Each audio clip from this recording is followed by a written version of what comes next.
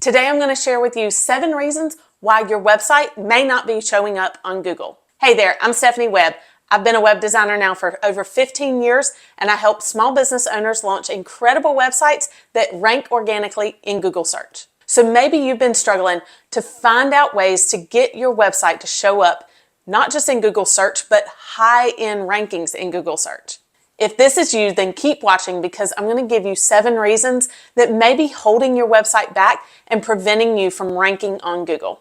The first reason is that your website may not even be indexed. It's very important to be indexed on Google, and you can find out if your website has been indexed by going to Google and typing in the word site, S-I-T-E, colon, and then yourdomain.com. Just fill in your domain there. Hit enter and see what shows up. Then you will see what pages on your website have been indexed by Google. This is the first thing that you need to check to make sure that you're actually indexed. Because if you're not indexed, there's no way for you to show up on Google. It would be like, for those of us who remember going to the library, going to a library and trying to find a book there in the library.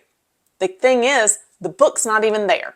So if your website is not indexed on Google, it's not going to be there to show up in search. The next reason may be because your website structure is confusing to Google. It's important to have a solid structure on your website that makes it very clear and easy for a machine like Google to understand what your website is all about. One of the most common SEO related problems I see on websites has to do with heading tags, and this is part of site structure. For example, a lot of times I go to a website and I see, oh, they have multiple H1 heading tags. Well, the H1 tag is what tells Google this is the primary purpose of this page. So if you have multiple H1 tags and they say different things, then Google really doesn't know what the main point of that web page is. Making sure that your site structure is created in such a way that's not only easy for humans to read, but also understandable to a computer trying to analyze the content on your site is incredibly valuable when it comes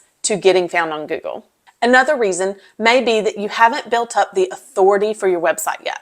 Authority doesn't happen overnight.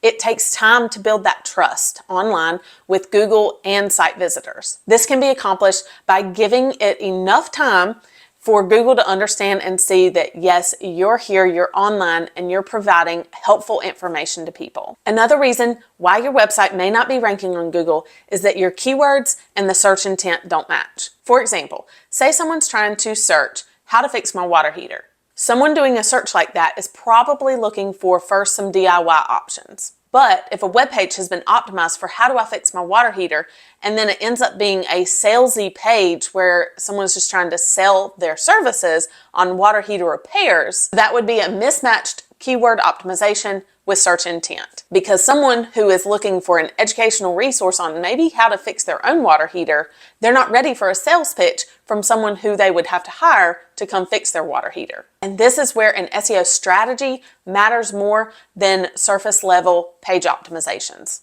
Another reason why your website may not be ranking like you want it to are technical issues. Technical issues, for example, might be your site speed. If your site is slow, Google is going to slow down its crawling on your website. Faster, healthier websites get crawled frequently and faster by Google. So making sure that your website is running at optimum performance is very important when it comes to making sure it's ready to be found by Google and indexed properly. Next, if you don't have enough content on your website, that could be a problem. If your web pages only have maybe a handful of sentences on them, that gives Google very little to go on when it's trying to understand who you are, what you do, and how you help people. Now I get it. There's the whole debate on people are never going to read this much content if you have too much on there. That is why headings are so important because it makes your content skimmable. Not to mention it adds the extra layer of hierarchy to helping Google understand your site. But having enough content on your website so that Google understands, okay, this is who this person is. These are the credentials behind why they have the authority in this field. And these are the services. These are the ways that they help people. These are the questions that they answer on their website. Having that information really fleshed out and detailed on your website gives Google enough to know, okay, this website would be a good fit when people search for X, Y, and Z on our search engine. A good rule of thumb that I recommend is having at least 300 words on a web page.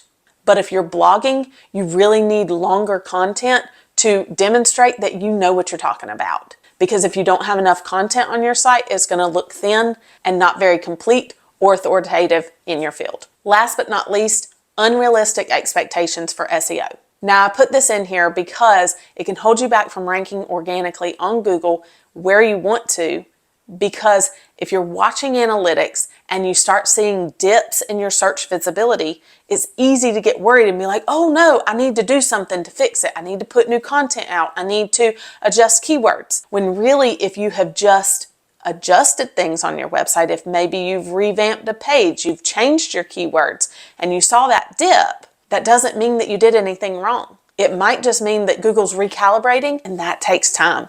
It takes time for Google to search your website, to crawl it, index it, and then it also takes time for it to test that content in search results and then determine where it's going to rank you in stable search engine results. So unrealistic expectations that SEO should happen a lot faster than it really does can leave some people actually becoming reactive in their SEO strategy, which ends up crippling the entire strategy. And then you never really see the results of the work that you had started if you're constantly making those changes on SEO. Now, I've put together a free tool called SEO Simplified, and it is a great starting place to help you rank organically on Google. It explains what SEO is, why you need it, and then I also give you 5 tips that I use to help my clients rank organically in top search results. I'll leave the link for that below, so be sure to download your copy. If you're realizing though